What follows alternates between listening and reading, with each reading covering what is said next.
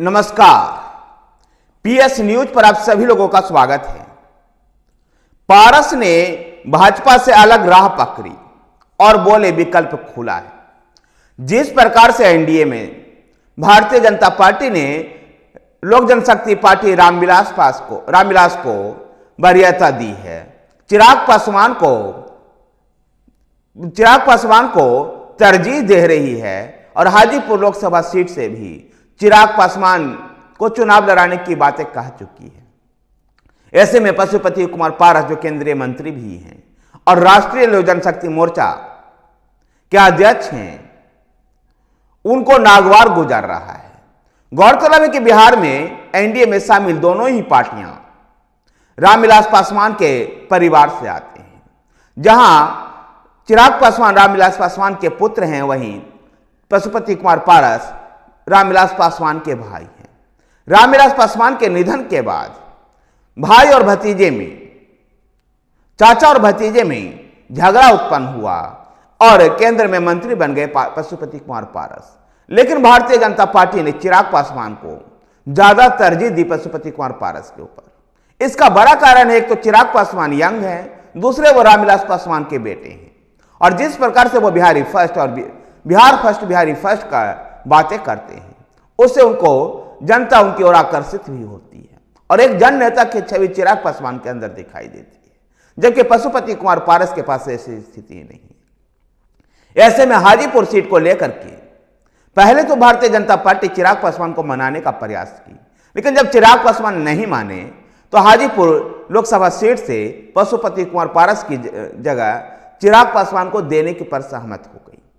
यह इतना ही नहीं, आगामी लोकसभा चुनाव के लिए भारतीय जनता पार्टी चिराग पासवान को 4 या 5 सीटें दे रही है, जबकि पशुपति कुमार पारस को, जो उनकी पार्टी है राष्ट्रीय लोक जनशक्ति मोर्चा, उसको मात्र 1 सीट दे रही है और पशुपति कुमार पारस को भी समस्तीपुर से चुनाव लड़ने के लिए कहा जा रहा है।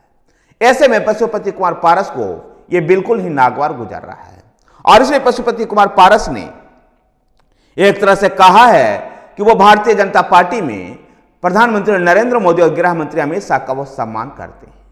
उनके साथ सम्मान प्रकट करते हुए, उनके साथ आस्था प्रकट करते हुए 5 साल तक उनके साथ रहे। लेकिन अगर भारतीय जनता पार्टी उनको सम्मान नहीं देगी तो वो अपने विकल्प को खुला रखेंगे और हाजीपुर से वो चुनाव जरूर लड़ेंगे।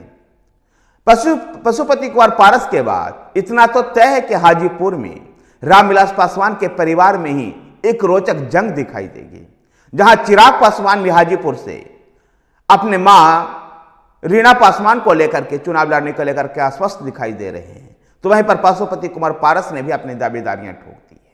देखना दिलचस्प है कि पशुपति कुमार पारस क्या रुख अपनाते हैं। उनका विकल्प खुला होने का मतलब तेजस्वी यादव के साथ बातचीत को लेकर के भी है, जहां बिहार में अभी पिछले दिनों ऐसी चर्चा चल रही थी कि चिराग पासवान प्रधानमंत्री नरेंद्र मोदी की रैलियों से दूर हैं और वह एनडीए छोड़ सकते हैं। लेकिन चिराग पासवान 2020 के विधानसभा चुनाव में भी वो अपने आप को प्रधानमंत्री नरेंद्र मोदी का हनुमान बताते रहे हैं और ऐसे में वह एनडीए में बने हुए हैं। और अब खबर आ रही है कि केंद्रीय मंत्री पशुपति कुमार पारस एनडीए छोड़ करके विपक्षी गठबंधन के साथ जा सकते हैं, क्योंकि उन्होंने कहा इस बात को कि बहुत वफादारी निभाई और अब सम्मान नहीं मिला तो करूंगा फैसला और हमारे विकल्प खुले हुए हैं। इससे देखना है कि बिहार के चुनावी इस माहौल में क्या फर्क पड़ता है। महागठबंधन INDA या तेजस्वी यादव इसका फायदा अवश्य उठा सकते हैं, लेकिन इसका खास फायदा तेजस्वी यादव को मिलना नहीं है। धन्यवाद साथियों, वीडियो को लाइक कीजिए, शेयर कीजिए, हमारे साथ बने रहने के लिए हमारे चैनल PS न्यूज को सब्सक्राइब कीजिए। धन्यवाद।